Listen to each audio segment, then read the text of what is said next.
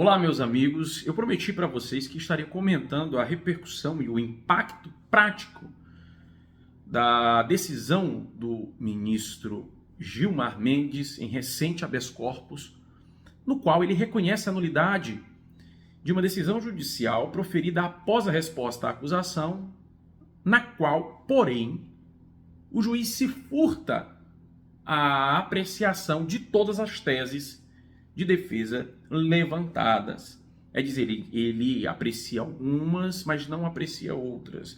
E dentre essas, na hipótese do habeas corpus, e que ele havia julgado, estava uma tese de nulidade, vejam bem, nulidade do flagrante, em razão de uma suposta ausência dos requisitos fáticos jurídicos para a busca pessoal ou a busca domiciliar que fora realizada.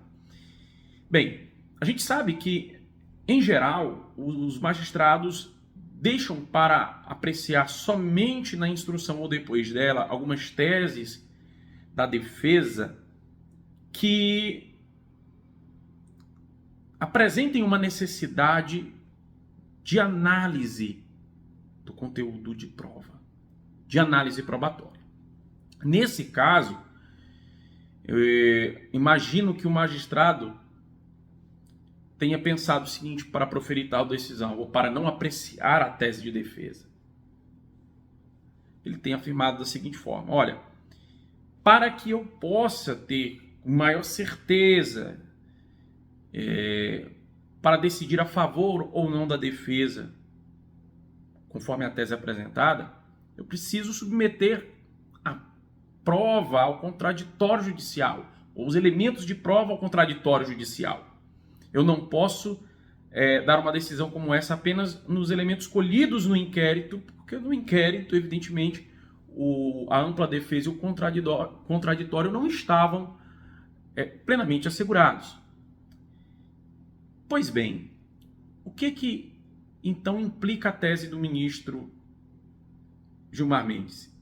Ele disse o seguinte: olha, mesmo nessas hipóteses em que se alegue que a instrução judicial fornecerá maiores elementos para o magistrado para que ele venha decidir e venha enfrentar a tese, ele tem de enfrentar a tese ali na resposta à acusação.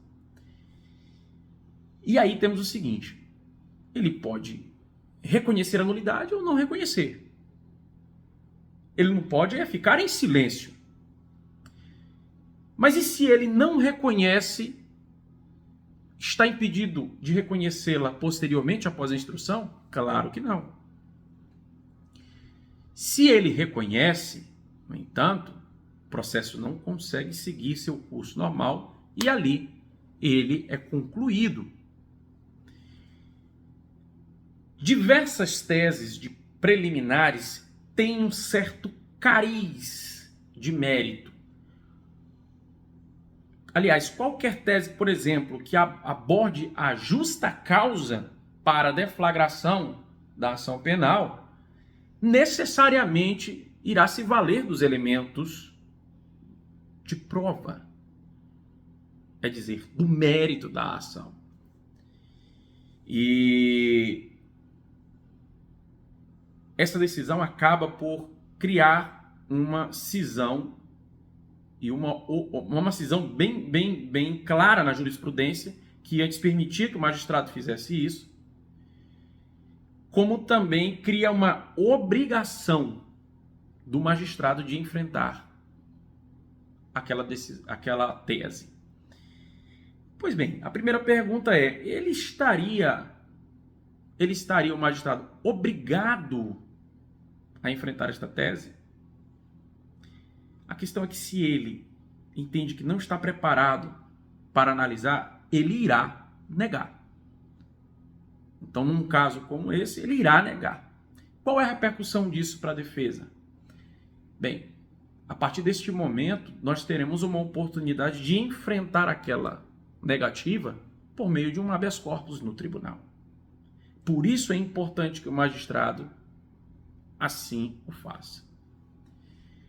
Mas será que os tribunais irão querer ou adotar esta ideia de interromper um processo já no início, quando a máxima de experiência recomendaria ouvir as partes, as testemunhas, para então entender se há justa causa ou não?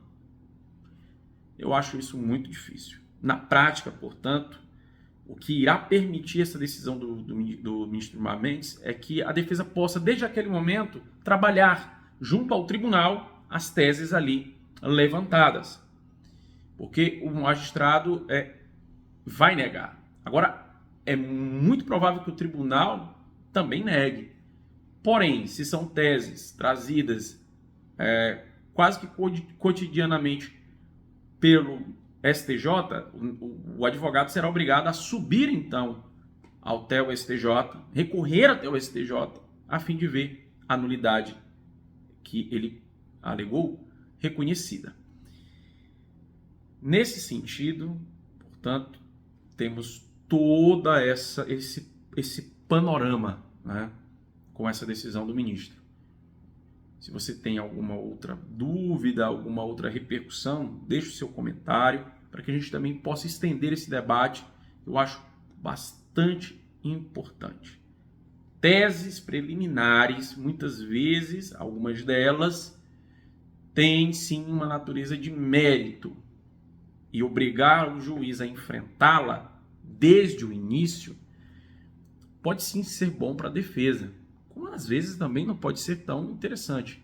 Às vezes uma determinada tese poderia ser melhor trabalhada após a instrução, mas não neste caso, em que o advogado já defendia ali uma tese bastante sedimentada no âmbito do STJ, ainda que o magistrado pudesse dizer, não, eu preciso ouvir as testemunhas, quem participou do flagrante, sobre o crime contraditório, para que eu possa formar a minha opinião, a minha decisão, valorar melhor a minha decisão. Tá ok? Um grande abraço, fiquem com Deus e vamos continuar pensando o direito penal e o processo penal.